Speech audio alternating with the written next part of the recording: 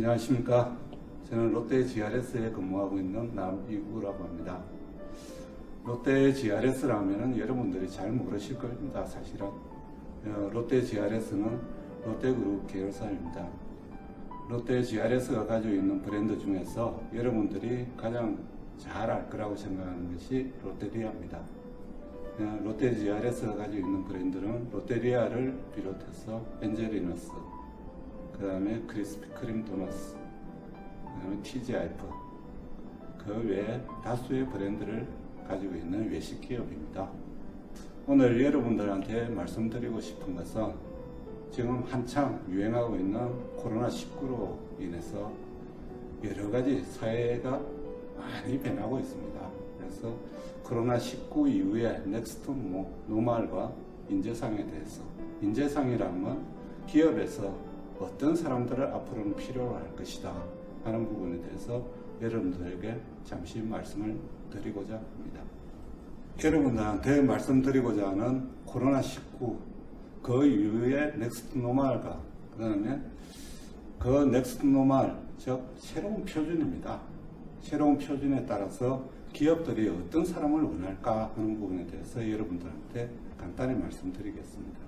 첫 번째는 코로나19가 우리 경제에 어떤 영향을 미치고 있는가, 또 그걸로 인해 가지고 롯데 GRS가 소속되어 있는 외식 산업이 어떻게 바뀌고 있는가 하는 것입니다. 외식 사업에 대해서 말씀을 드리겠지만 사실은 그 어떻게 바뀌고 있는가 하는 부분은 우리나라, 즉 대한민국 경제가 어떻게 바뀌고 있는가 하고 또 밀접한 연관관계가 있다고 보시면 됩니다. 첫 번째로 코로나19 영향에 대해서 한번 말씀을 드려보겠습니다. 여러분들은 경제인들이 가장 싫어하는 것이 뭔가 하는 생각을 해보신 적이 있는지 모르겠습니다. 경제인들 혹은 경영을 하고 있는 사람들이 가장 싫어하는 것은 경제가 혹은 경영 상태가 불확실한 겁니다. 즉 미래가 확실하지 않았을 때, 즉 불확실할 때 가장 싫어합니다. 싫어한다는 것은 다르게 이야기를 하면 가장 어려워한다, 이렇게 생각하시면 됩니다. 저희들이 대한민국이 겪었던 IMF라든지 2008년도에 어떤 경제위기라든지 그러한 것들이 왜 경제인들이 싫어했을까? 예측 불가능했기 때문입니다. 경제인들이 혹은 경영을 하는 사람들이 가장 어렵기 때문입니다. 판단을 하기도 어렵고 미래에 대한 준비, 미래에 대한 투자를 결정하기가 굉장히 어렵습니다. 그렇기 때문에 경제인 혹은 경영을 하는 사람들은 이런 코로나19 같은 혹은 IMF로 인한 경영위기 같은, 금융위기 같은 것을 굉장히 싫어합니다. 지금도 코로나19로 인해 가지고 우리 경제 성장이 어떻게 되고 있습니까? 2019년 기준으로 봤을 때 4분기 기준으로는 1.3%포인트 성장했습니다. 대한민국 경제가. 그런데 2020년 저 코로나19가 시작됨으로 인해 가지고 우리 경제, 즉 대한민국 경제가 1, 4분기에 마이너스 1.3%, 2, 4분기에는 마이너스 3.2%까지 급점 직하, 즉 하강했습니다. 물론 3분기에는 코로나가 어느 정도 진정이 되면서 전분기 대비해 가지고 1.9% 신장한 걸로 보입니다만 전분기 대비이기 때문에 2분기가 마이너스 3.2%를 했습니다. 결국은 전년으로 대비해서 본다면 어떻습니까? 마이너스 성장을 한 겁니다. 그런데 경제인들이 가장 싫어한다고 그러지 않습니까? 그러면 올해 2020년도 내년도는 어떻게 될까? 올해 4분기는 어떻게 될까? 2021년은 어떻게 될까? 2022년도 가면은 코로나가 진정이 될까? 그런 의문을 가지고 있습니다. 진정이 안 된다면은 코로나19가 얼마만큼 우리한테 영향을 줄까? 사실은 경영을 하는 입장에서는 정확한 예측을 할 수가 없습니다. 그러니까 정말 싫은 상황입니다.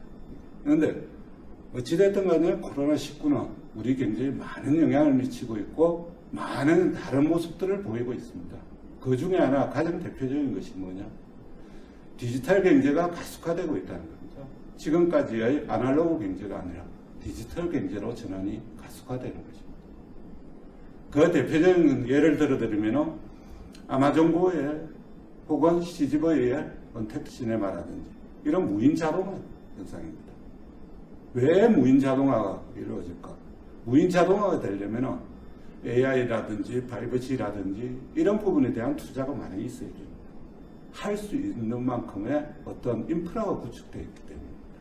그걸로 인해 가지고 디지털 경제의 전환은 앞으로도 더 빨라질 겁니다. 그것이 저희 GRS가 소속되어 있는 외식에도, 외식 산업에도 굉장한 영향을 미칠 거라고 보여집니다. 현재의 외식 산업은 굉장한 불경기입니다. 물론 불경기이긴 합니다만 그에 따라 가지고 또 새롭게 떠오르는 부분들이 있습니다. 지금 외식 산업에 관해서 지표들을 한번 살펴보겠습니다. 외식비 소비 지출 전망은 어떻습니까? 19년도 대비해 가지고 엄청나게 빠져 있는 상황입니다. 즉, 훅 떨어져 있지 않습니까? 외식 산업 경기 전망도 어떻습니까? 19년도 대비해 가지고 2020년도는 훅 떨어져 있죠. 이와 같이 굉장히 비관적입니다. 그런데 외식 산업 전체로 봐가지고는 그렇는데 외식 산업 중에서도 떠오르는 부분들은 또 있습니다. 거기가 어디냐? 그게 배달 수요입니다. 배달 수요는 계속적으로 늘어나고 있습니다. 지금.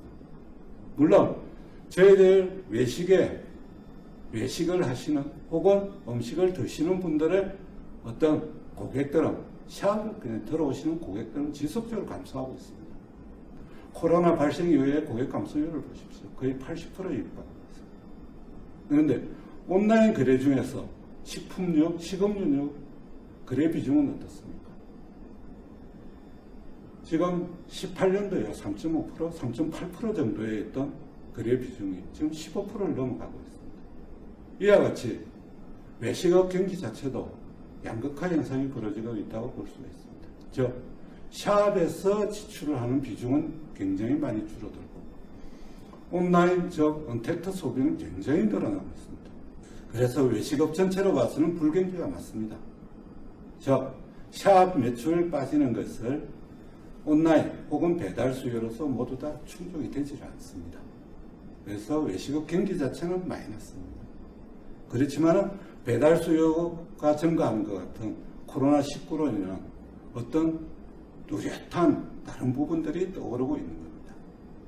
다음은 그럼 코로나19로 인해 가지고 저희들이 언론이나 이런 데 보면은 뉴노멀이라는 말들을 많이 쓰고 있습니다. 근데 저는 뉴노멀이라기보다는 넥스트 노멀이라고 이야기를 하고 싶습니다. 뉴노멀이라는 단어가 용어가 처음으로 나타난 것은 2008년도 글로벌 금융위기 때입니다. 뉴노멀이라는 것은 한마디로 말씀드리면 새로운 표준이다. 2008년도 글로벌 금융위기 이후에 새롭게 나타난 세계 경제 질서를 한마디로 표현했을 때 예전 것은 노멀이고 2008년도 금융위기 이후에는 새로운 표준이 생겼다. 그래서 뉴노멀이라고 표현했습니다. 그 2008년도 이후에 뉴노멀의 특징은 뭐냐? 어떤 경제의 효율성보다는 회복이 얼마만큼 빨리 탄력성을 가지고 회복이 되느냐 하는 부분과 소비 행태가 얼마만큼 빠르게 변하고 있느냐. 그 다음에 고객과의 관계가 신뢰가 어떤 식으로 어떤 만큼의 중요성을 띠고 있느냐. 그런 세 가지 부분들을 크게 이야기를 할 수 있고 가장 하나로 묶어줄 수 있는 단어가 뭐였냐. 디지털로 얼마만큼 전환이 빠르게 되느냐. 혹은 탈세계화라는 현상이 또 나타나는 거죠. 그걸 넥스트 노멀에서는 뭐라고 표현을 하느냐. 탈세계화, 글로벌라이제이션이 어떻게 되느냐. 옵쇼어링을 이야기합니다. 옵쇼어링은 뭐냐? 글로벌화 됐던 것이 다시 한번 본국으로 산업이 다시 돌아오는 겁니다. 물론 옵쇼어링에 대해서는 대한민국의 경우에는 많은 이견들이 존재를 합니다. 그렇지만 다른 선진국들, 예를 들어가 미국이라든가 유럽 같은 경우는 분명히 그 효과가 있습니다.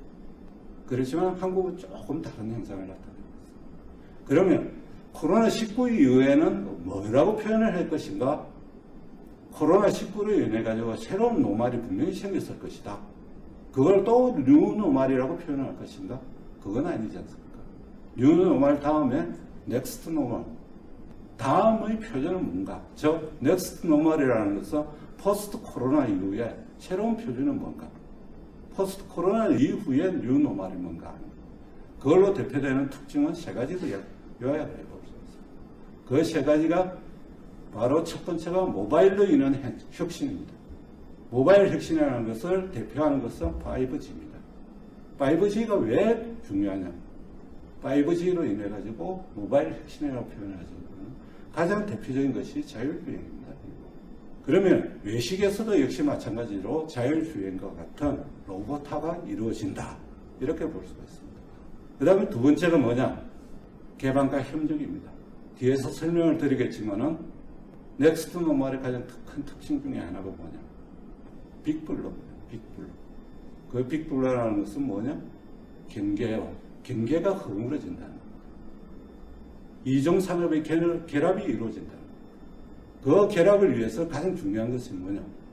각 산업군에 대한 개방과 협력입니다.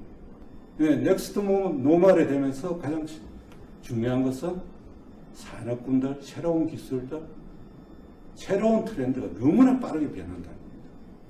그러면 그 빠르게 변하는 그 트렌드에 따라가기 위해서는 어떻게 해야 되는지 운영, 그 트렌드를 빨리 따라가야 되기 때문에 굉장한 민첩성, 빠름이 필요합니다. 빠름. 이 세 가지가 넥스트 노멀의 가장 큰 특징이라고 볼 수 있습니다. 소비자 트렌드 변화가 갑작스럽게 일어났느냐? 그것은 아닙니다. 지금 위드 코로나, 넥스트 노멀에서 가장 크게 말씀을 드리는 것이 뭐냐? 언택트라고 이야기를 합니다. 언택트. 언택트를 구성하는 요소가 뭐가 있느냐? 이커머스가 활성화된다는 것과 홈코노미라고 표현을 할 수 있습니다. 그걸 가능하게 한 것이 뭐냐? 바로 언택트 산업입니다. 그럼 언택트 산업에 대한 이야기들이 과연 2020년도에 처음 나왔느냐? 그거는 보시면은 2018년도에 이미 소비 트렌드 조사를 했을 때 제일 처음에 언급한 것이 언택트 기술에 대해서 말씀을 드리고 있습니다. 그리고 19년도, 20년도도 보시면은 홈코노미에 관한 이야기들이 많습니다. 그게 뭐냐? 편리미엄, 그 다음에 스트리밍 라이프, 이런 것들이 다 어떻게 보면은 홈코노미에 대한 이야기라고 볼 수 있습니다. 네, 19년도에 있는 데이터 인텔리전스가 뭐냐? 언택트를 하기 위한, 이커머스 활성화하기 위한 어떤 그런 부분, 그런 기술들에 대한 이야기입니다. 지금 여러분들이 보고 있는 포스트 코로나 혹은 위드 코로나라고 요즘 많이 표현을 합니다. 위드 코로나 시대의 가장 큰 트렌드로서 언택트와 이커머스 활성화, 그 다음에 홈코노미를 이야기를 합니다. 새로운 것이 아닙니다. 이미 18년도, 19년도, 20년도에 언급됐던 상황입니다. 그런데 왜 위드 코로나 시대에 가장 대표적인 것이 언택트라고 이야기를 할까? 그것은 뭐 때문에? 앞에서 말씀드렸듯 워낙 빠른 속도로 변하기 때문입니다. 뭘 향해서? 언택트 기술이 우리 일상에 다가오는 속도가 18년도에 언택트를 이야기했을 때 그때의 속도가 10이라고 그런다면 지금은 100으로 다가오기 때문입니다. 그래서 어떻게 해야 된다? 지금은 그 100으로 다가오는 속도에 대응을 하려면 여러분들은 재빠르게 진짜 잽싸게 거기에 적응을 해야 된다. 이미 위드 코로나 트렌드로서 언택트를 이야기를 할 때는 그 언택트는 새로운 언택트가 아닙니다. 이미 여러분들 곁에 와 있는데 여러분들이 어떻게 보면 인지를 못하고 있었을 수도 있습니다. 그걸 확실하게 인지를 하고 확실하게 대응을 하시라 하는 부분에 있어 가지고 위드 코로나에서 가장 대표적인 트렌드가 언택트다, 이렇게 말씀을 드립니다. 다음 넥스트 노멀에 대해서 저희 GRS가 소속되어 있는 것이 외식업 부분이기 때문에 외식업 부분에서 사례를 들어서 여러분들한테 말씀을 드리겠습니다. 외식업 산업에서의 넥스트 노멀이라는 것이 무엇인가 하고 살펴볼 것 같으면 결국은 디지털과 그 다음에 융합이라는 것, 융합에 의한 혁신이라는 것으로 정리를 해볼 수가 있습니다. 공간 부분에 있어서는 이때까지 오프라인 중심의, 즉 매장 중심의 사업에서 온라인 중심의, 즉 배달이라든가 이커머스를 통한 배달 사업이 활성화된다든지, 상품 부분에 있어가지고 이때까지는 햄버거라든지 안 그러면은 가끔 뭐 스테이크라든지 이런 완성 음식을 매장에서 여러분들한테 제공하던 것 대신에 HMR 부분이 나타나게 될 것입니다. HMR 부분에서는 특히 밀키트 부분이라든지 1인 메뉴 부분, 이런 부분들이 나타날 것이라고 보여집니다. 그리고 제공 방식, 음식을 여러분들한테 어떻게 드리느냐 하는 그런 제공 방식 부분에 있어가지고는 지금까지는 손님이 왔을 때 직접 저희들 직원들이 대면 서비스를 여러분들한테 제공을 했습니다. 그러한 부분들이 로봇 서빙이라든지 주문 자체를 스마트 오더라든지 이런 것, 언택트 주문을 일상화될 것이라고 보여집니다. 또한 인력 운영 부분에 있어가지고 ICT 기술이 접목이 되어서 지금까지는 사람이 대면으로 인력이 사람을 많이 쓰던 그런 인력 부분에 운영 부분에 있어가지고는 지금 뒤에서 사례를 보여드리겠지만은 매장 관리라든지 신제품 예측이라든지 이런 부분에 있어가지고는 AI를 통한 매장 관리, 신제품 예측이 지금도 개발되어 있고 점차적으로 그것이 대중화될 것이라고 저희들은 생각을 하고 있습니다. 첫 번째, 여러분들한테 외식업 기준으로 말씀을 드리고자 합니다. 물리적 공간에서의 공간의 역할이 변화가 됩니다. 지금까지는 샵 중심의 오프라인 공간이었다면 앞으로는 배달이라든지 혹은 픽업 서비스 혹은 공유 주방과 같은 온라인 매출 중심, 가상 공간으로 공간의 역할이 변할 거라고 생각을 하고 있습니다. 저희 GRS에서 운영하고 있는 롯데리아 매출액 중에서 배달 매출의 비중이 점차적으로 증가를 하고 있습니다. 2015년 기준으로는 전체 매출 중에서 15% 정도 차지하고 있던 배달의 비중이 올해 2020년도에는 35.8%까지 올라가 있는 그런 상황이 되겠습니다. 또한 그 밑에 표를 보시면 아시겠지만 코로나19 사태 이후에 외식방법 변화라는 부분이 있을 겁니다. 배달 서비스가 예전에는 33%에서 52%, 그와 반면에 매장 내에서 취식하겠다는 것은 상당폭 줄어 있습니다. 배달이 늘어난 폭 이상으로 배달해서 시켜 먹겠다는 부분이 많이 늘어나 있습니다. 다음에 배달 픽업 매장이라든가 공유 주방 부분에 있어가지고는 스타벅스 하면 여러분들은 어떻게 생각을 하고 계십니까? 지금까지 대한민국에서의 스타벅스 그러면 편안한 좌석에서 커피라든지 음료를 마시면서 공부하고 담소를 나누는 그런 장소로 알고 계실 겁니다. 그런데 중국에서 지금 나타나 있는 스타벅스 나우는 어떻는가? 실제로 그런 공간이 없습니다. 그런 공간이 없이 단지 커피를 파는 스타벅스입니다. 예를 들어가요, 편안한 휴식 공간이라든지 담소를 할 수 있는 공간 혹은 공부를 할 수 있는 공간은 스타벅스 나우에는 이미 없습니다. 이것이 왜 중요하냐? 앞으로의 스타벅스의 운영 방향, 앞으로의 저희 GRS가 가지고 있는 엔젤리너스 같은 경우에도 운영 방향은 이렇게 갈 것이라는 겁니다. 또한 국내에서 위쿡이라는 공유주방 서비스가 이미 나타나고 있습니다. 공유주방이라는 것이 무엇이냐? 공유주방 개념이 도입이 되려면 매장 개념이 없습니다. 역시 마찬가지로 공유주방 개념에서는 배달로 인한 주문이 들어왔을 때 그것을 조리를 해가지고 바로 배달 서비스를 하는 그런 기반입니다. 더 이상 공유주방에서는 여러분들이 생각하는 샵 개념은 없습니다. 이러한 것들이 물리적 공간에서의 역할을 변화라고 볼 수가 있습니다. 다음은 지금까지는 식당이라든지 배달 서비스를 한다든지 이렇게 했을 때 하나의 어떤 완성된 제품, 큰 박스 이런 것들이 왔습니다. 그리고 여러분들이 식사를 한다고 그랬을 때 만약 시장을 본다면 어떻습니까? 어머니들이 시장을 본다면 시장 바구니, 예전이면 시장 바구니에 한 가득, 요즘 같으면 포장되어 있는 박스 같은 데에다 한 박스를 사가지고 오십니다. 앞으로는 어떨까요? 그런 것들은 이미 없어질 것입니다. 그러면 어떻게 될 것인가? 딱 한 끼 먹을 정도의 음식 재료 혹은 음식이 나타나게 될 것입니다. 그것을 극대화시켜가지고 나타나는 부분이 어떤 것이냐? HMR 제품입니다. 그 다음에 한 사람이 먹을 수 있는 분량의 음식, 반조리 제품을 여러분들한테 공급하는 제품입니다. 여러분들이 보는 장표에서 코로나19 장기화식 식사 마련법 변화라는 부분을 한번 보십시오. 직접 조리하겠다, HMR 제품을 사서 먹겠다는 제품. 비율이 얼마나 됩니까? 예전에 비해 가지고 늘리겠다는 비율이 77.5%, 65%가 됩니다. 그와 반면에 배달을 시켜 먹겠다, 혹은 다른 외식을 하겠다는 것은 굉장히 줄어들고 있습니다.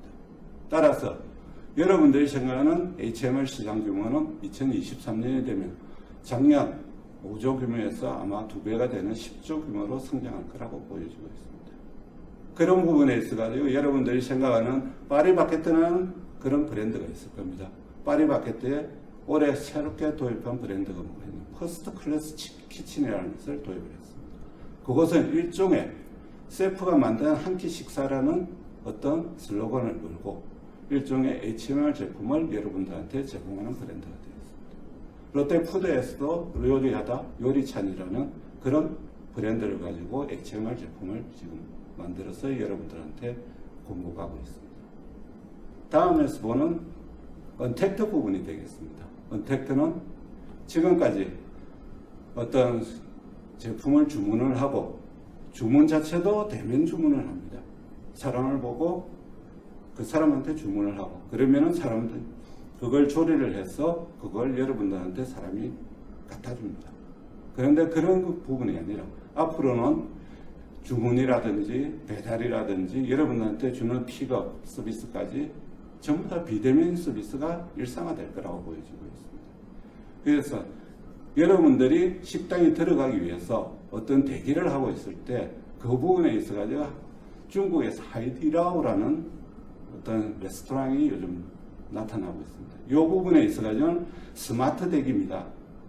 대기를 하는데 그냥 대기를 하느냐? 그렇지 않습니다. 대기하는 시간에 게임을 하면서 즐겁게 대기를 할 수 있게끔 그런 장치를 마련하는 그런 식당입니다.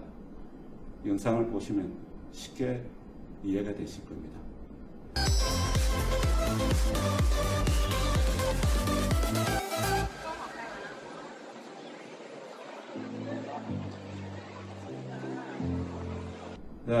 여러분들이 지금까지 어떤 외식을 하기 위해서 혹은 음식을 사기 위해서는 카운터에 가가지고 상대방한테 그 직원한테 대면 지문을 하는 경우가 많았습니다. 그런데 안 그러면 여러분이 매장에 들어갔을 때 키오스크 앞에서 가지고 직접 주문을 했을 겁니다. 거기서 좀 더 발전이 되면 어떻게 되느냐? QR코드를 이용해서 테이블 오더가 나타날 겁니다. 지금도 많은 외식 기업에서는 테이블 오더, 테이블에 앉아가지고 자기가 먹고 싶은 것을 주문을 하고 있습니다. 그런데 팁마저도 사실은 QR코드를 이용해서 팁을 줍니다. 그런 시스템이 어디에 있느냐? 중국에 있습니다. 이것도. 시베이오 맨춘이라는 레스토랑입니다. 그 그림을 보시면은 우측편에 있는 그림에 그 직원의 가슴에 뭐가 붙어 있습니까? QR코드가 붙어 있습니다. 그 직원이 훌륭한 서비스를 여러분한테 제공을 했기 때문에 그 직원에게 팁을 주고 싶다 그러면은 그 직원의 가슴에 붙어 있는 QR코드를 리딩을 하시면은 팁을 얼마 주겠다 하고 입력을 하시면 그 직원한테 팁이 주어집니다. 재밌지 않습니까? 배달 픽업 서비스는 또 어떻게 배달할까요? 이 부분에서는 중국의 메이탄이라든지 한국의 배달의 민족 같은 게 어떤 것이 나타나고 있어요? 스마트 음식 보관함이라는 것이 나타나고 있습니다. 지금 배달 음식을 라이더들이 찾아가기 위해서는 어떻게 합니까? 매장에 들어와서 카운터에 서가지고 배달할 음식을 수령을 해가지고 라이드가 배달을 합니다. 그런데 향후에는 어떻게 변할까요? 음식 보관함이 있습니다. 온라인으로 음식을 주문을 하면 라이드가 스마트 음식 보관함에 그 음식이 들어있기 때문에 그 음식을 그냥 빼가지고 드러내서 배달을 하면 됩니다. 이 메이탄이라는 그런 브랜드는 텐센터에서 운영을 하고 있는 국민 필요 서비스입니다. 다음 언택트 부분은 어떻게 변할까요? 전부 다 변할 수도 있습니다. 사람이 필요 없을 수도 있습니다. 실제로 구현하고 있는 데가 있습니다. 광저우에 2020년도 올해 아마 오픈했을 겁니다. 천세 로봇 식당이라고 있습니다. 이거는 제가 설명하는 것보다는 영상으로 직접 보시는 것이 훨씬 나을 것입니다. 여러분들이 맥주를 시키면은 이 식당에서 로봇이 맥주의 거품이 얼마나 돼야 될까까지 제어를 합니다. 그런 식당입니다.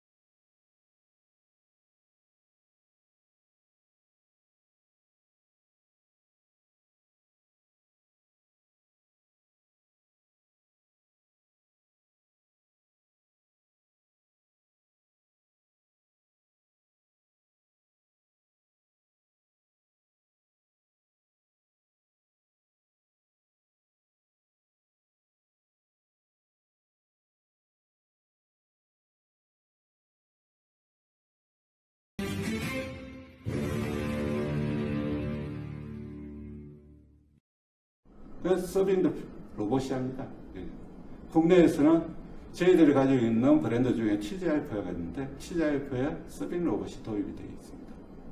앞으로는 아마 고객들한테 이런 신선한 새로운 경험도 줄 수가 있을 것이고 기업의 입장에서 본다면 인력 업무에 있어가지고 효율성도 높일 수가 있을 겁니다. 다음 언택트 서비스로서는 어떤 서비스가 또 나타날 수 있나요? 아예 음식 조리 자체를 로봇이 하게 됩니다. 그 대표적인 것이 얼마 전에 미국 크리에이터사에서 로봇버거 레스토랑인 것이 오픈을 했습니다.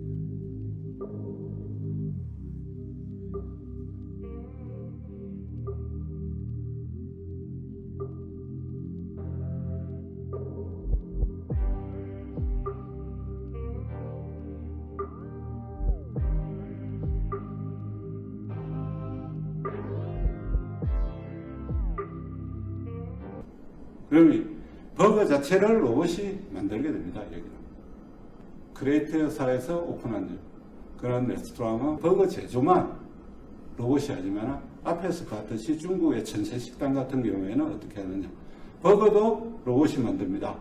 버거가 만들어지면 그걸 고객들한테 전달도 로봇이 합니다. 이렇게 변하는 겁니다. 국내에서는 라버트 치킨이라고 나와 있습니다. 요거는 치킨을 제조하는 공정을 자동화시킨 겁니다.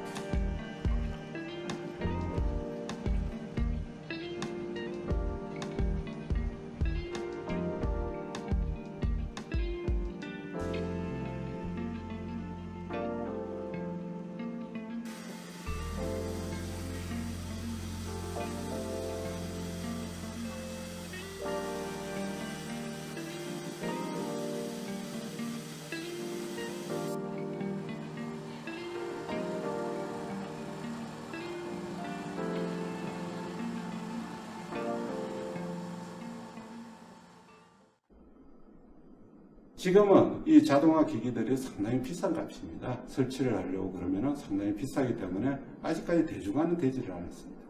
그런데 언제까지 저것이 비싸질까요? 그렇지 않습니다.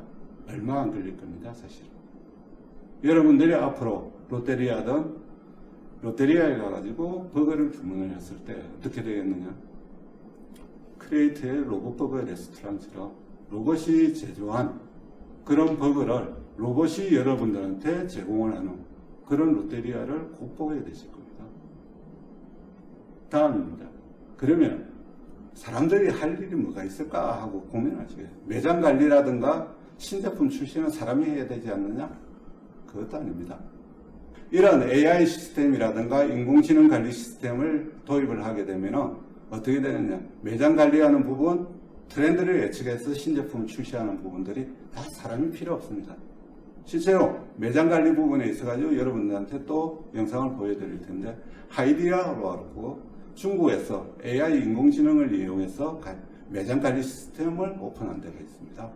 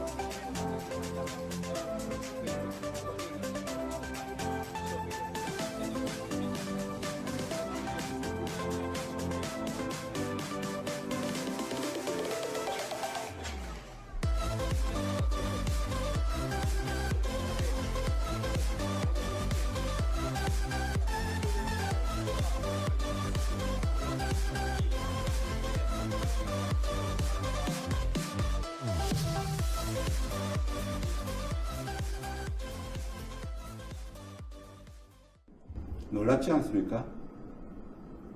여러분들이 생각할 때는 중국이 저희들 한국에 비해 상당히 많이 뒤처졌다고 생각하실 겁니다. 그렇지 않습니다. 중국이 한국보다 훨씬 앞서가는 부분들이 많이 있습니다. 그 중에 하나가 뭐냐? AI 인공지능 부분입니다. 한국보다 대충 전문가들이 이야기할 때는 한국보다 한 5년에서 많이 보는 사람은 10년까지 앞서 있다고 이야기를 합니다.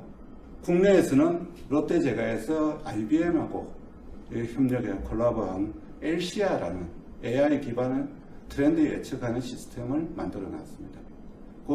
지금 옆에 보시듯이 그것을 이용해서 만든 제품이 꽃갈콘의 버팔로 윙 맛이라는 것이 있습니다.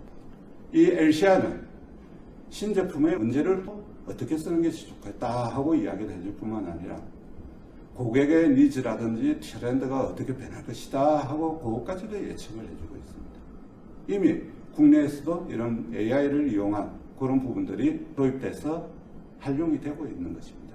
앞에 말씀드린 그런 어떤 상황들 ICT와의 접목 혹은 트렌드의 변화에 따라 가지고 AI를 이용한 어떤 것들, 그 다음에 로봇을 이용한 어떤 것들, 이런 것들을 총칭해 가지고 외식의 변화, 탈경계화라고 제목을 붙여놨지만 실제로 외식업에 국한된 사항은 아닙니다. 이건 외식업뿐만 아니라 전 사업체, 산업에서 나타나고 있는 현상이라고 보시면 됩니다.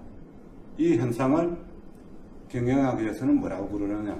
지금 이제 새로 나온 용어 중에 하나가 빅블러라고 부릅니다. 빅블러라는 것이 뭐냐? 소비 패턴의 변화와 그 다음 기술의 발전이 워낙 빨리 되고 있기 때문에 변화의 속도가 너무 빠르기 때문에 결국은 어떻게 되느냐? 기존에 존재하는 것들의 어떤 존재하던 산업, 사업의 경계가 허물어지는 현상입니다. 경계가 허물어지고 그 경계가 섞임으로 인해 가지고 영역이 파괴되는 현상을 빅블러라고 부릅니다. 이 빅블러의 효과는 뭐냐? 어떤 새로운 성장 산업이 나타날 수가 있습니다. 두 번째는 서로 다른 산업들이 경계가 허물어짐으로 인해 가지고 각 사업군들, 산업군들이 가지고 있던 그런 장점이 극대화되는 그런 시너지 효과도 나타날 수가 있습니다. 지금 현재로는 어떻게 해야 되느냐? 자기의 산업군, 자기가 속한 사업이 그 사업이 다른 거하고는 관계가 없을 것이다? 이거는 아닙니다. 관계가 없는 것들이 아니라 서로 관계가 없는 것들이 서로 영향을 주고 있고 그 서로 영향을 주는 것들이 서로 협업하고 그래야만 시너지 효과를 나타내고 그걸로 인해 가지고 새로운 산업군들이 나타나는 그런 상황이 지금 여러분들한테 벌어지고 있는 겁니다. 그것을 뭐라고 그래요? 빅블러라고 그럽니다. 경계가 없어집니다. 그렇다면 이 빅블러의 상황에서 여러분들은 어떤 사람이 되어야 될까 하는 부분이 여러분들한테 마지막으로 제가 말씀드리고 싶은 부분입니다. 자, 빅블러의 사례를 한번 보겠습니다. 여러분들이 잘 아는 중국 기업 알리바바가 있습니다. 알리바바가 뭘로 유명합니까? 타오바오라는 전자상거래로 굉장히 유명하죠. 강군절이라고 여러분들 아시지 않습니까? 그날 하루에 90조의 매출이 올라옵니다. 그 다음에 알리바바가 가지고 있는 페이 결제가 뭐가 있습니까? 푸바오죠. 알리바바의 본 모습은 뭐냐? 자기가 속해 있는 산업군은 어디냐? 전자상거래 부분입니다. 그런데 알리바바가 얼음이라는 음식 배달 사업에 진출해 있습니다. 로봇 식당을 개점을 했습니다. 그 다음에 허마슨생이라는 신선마켓을 열었습니다. 근데 알리바바의 본성이 뭐였냐? 전자상거래 부분이었거든요. 그냥 온라인 사업이지. 그런데 알리바바가 진출한 것은 어디냐? 오프라인 쪽이죠. 근데 왜 알리바바가 저렇게 했을까? 사실은 알리바바가 가지고 있는 전자상거래라든가 페이 결제가 어디서 이루어지느냐? 가장 많이 이루어지는 것이 어디냐? 배달, 음식 배달, 레스토랑, 신스마켓 부분입니다. 시너지가 충분히 나겠죠. 그런데 사실은 경계를 넘었었다고 봐야 되겠죠. 탈경계죠. 어떻게 보면은 서로 융합된 거죠. 여러분들이 잘 모르시겠지만은 저희들 한국에서도 KG그룹이라고 있습니다. 이게 뭐냐? 여러분들이 잘 아는 간편결제를 하는 그런 데입니다. 이 사람들이 어디를 인수를 했느냐? KFC하고 요 근래에는 할리스커피를 인수를 했습니다. 전 KG그룹에서는 뭐 때문에 KFC와 할리스커피를 인수를 했겠습니까? 알리바바하고 똑같은 거죠. 알리바바가 가지고 있는 페이 결제처럼 저 푸바오처럼 KG에서도 역시 마찬가지로 결제 시스템을 가지고 있습니다. 알리바바가 허마슨생을 만들었듯이 로봇 식당을 만들었듯이 KG는 단지 KFC와 할리스를 인수했을 뿐입니다. 똑같은 겁니다. 이 최근에는 네이버하고 CJ가 포괄적 사업 제휴를 하고 있죠. 네이버가 뭐냐? 네이버가 영위하는 기업은 업종이 뭡니까? 온라인 기업이죠. 네이버 페이도 있죠. 네이버 쇼핑도 있습니다. CJ는 오프라인 기업입니다. 주로 많이 가지고 있던 것이 외식 체인들이죠. 하는 행태가 어떻습니까? 알리바바랑 똑같죠. 그래서 여러분들한테 앞에서 이야기했던 넥스트 노멀 시대의 패러다임이 뭐냐? 융합과 혁신입니다. 그걸 통해서 뭘 하겠다? 전혀 상관없을 것 같은 두어 상업군들이 합쳐짐으로써 융합함으로써 시너지 효과를 창출하겠다. 다르게 이야기하면 원래 기업이 가지고 있던 종사하던 업종을 시너지를 내기 위해서 어떤 이 업종하고 다른 업종하고 융합하고 그걸 받아들임으로써 혁신을 하겠다는 겁니다. 이런 사회가 앞으로 여러분들 앞에 펼쳐질 겁니다. 그러면 여러분들은 어떤 사람이어야 될까? 이런 사회에서는. 지금 현재 상황이 어떨까 하는 것부터 먼저 말씀드리겠습니다. 사실은 지금 현재 세계적으로 본다면 일자리 상실 시대입니다. 영국 옥스퍼드 이코노믹스에서 3월달에 이야기한 것이 있습니다. 코로나19가 터지자마자 뭐라고 이야기를 했냐면 대량 해고를 하려는 기업의 DNA가 있다. 이런 현상을 대량 해고를 제한하는 정부의 DNA하고 충돌할 것이다. 이렇게 이야기했습니다. 그럼 대한민국은 어떨까? OECD 가입국이 36개국인데 그 중에서 청년 실업률만 봤을 때는 한 20등 정도 하고 있습니다. 그런데 문제는 20등을 하는 것이 중요한 것이 아니라 미국은 9년도에 청년 실업률이 14.5%였습니다. 19년도에는 어땠느냐? 6.4%밖에 되지 않습니다. 영국은 9년도에 14.4%에서 7.9입니다. 우리들 바로 옆에 있는 일본은 어떠냐? 8%에서 3.6%까지 떨어져 있습니다. 대한민국은 어떠냐? 9년도에 8%였는데 지금 8.9%라고 이야기를 하고 있습니다. 한국만 유일하게 청년 실업률이 지금 올라가면서 그것을 합정 실업률 개념으로 도입을 했을 때는 지금 현재 2020년 현재 실제적인 체감하는 실업률입니다. 25.6%입니다. 4사람 중에 한 사람은 실제적으로 실업 상태에 있다라는 소리입니다. 확장 실업률이라는 것은 실업자 플러스 잠재구직자, 취업을 원하는 잠재구직자까지 합해는 겁니다. 그러니까 실제적인 실업률이라고 볼 수 있겠죠.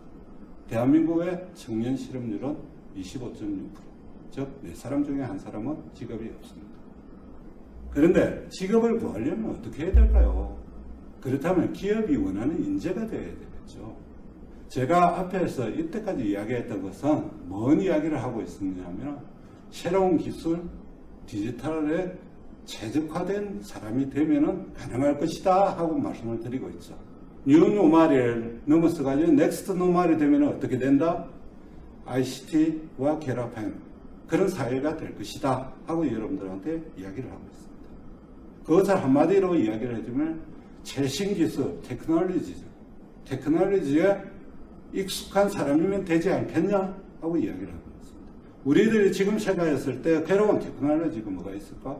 클라우드 시스템, RPA, AI, 그 다음에 IoT, 소셜 엠빅, 모바일, 뭐 이런 것들이 되겠죠. 이런 것들이 익숙하면 그런 사람은 뭐라고 이야기할 수 있을까요? 디지털화된 인간이다. 이렇게 표현합니다. 그러면 디지털화된 신기술에 익숙한 사람이면 될까? 그렇지 않습니다. 기업에서 이야기하는 것은 그거에다 플러스 알파, 그걸 마인드셋이라고 정의를 합니다. 어떤 마인드셋, 어떤 마인드를 가져야 되느냐? 가장 중요한 것이 애자일을 해야 됩니다. 두 번째는 협업 가능해야 됩니다. 세 번째는 리스크 테이킹도 할 줄 알아야 됩니다. 도전적이어야 됩니다. 여기서 가장 중요한 것이 뭐냐? 애자일 해야 되고 협업 가능해야 된다. 그래야 요 디지털화된 사람만이 미래의 기업에서, 회사에서 요구하는 인간형입니다. 마지막으로 이야기를 해보겠습니다. 그러면 어떤 사람이 될까? 쉽게 말씀을 드리면 한 가지에 집중되어 있는, 한 가지만을 잘하는 어떤 사업에 통달해 있는 전문가 플러스 알파예요. 그 플러스 알파가 뭐냐? 마인드셋이라고 앞에서 표현을 했습니다. 협업이 가능해야 됩니다. 가능한 것이 아니라 협업에 익숙해 있어야 됩니다. 협업하는 것에 익숙해져요. 자기 혼자만 잘하는 사람은 사실상 필요가 없어. 왜? 앞으로의 사회는 어떻다고 그랬습니까? 서로의 경계가 없어져야 된다 하고 말씀을 했습니다. 제가 앞에서 뭘 누누이 설명을 하고 있습니까? 외식업이라는 것은 쉽게 말하면은 롯데리아다 그러면 햄버거를 만들어 가지고 지금까지는 패티를 굽고 빵을 굽고 그걸 조립을 하고 사람이 다 했습니다. 앞으로는 어떨 거라고 보여집니까? 사람이 안 할 것 같지 않습니까? 사람이 안 하면 누가 할까요? 로봇이 하겠죠. 기계가 하겠죠.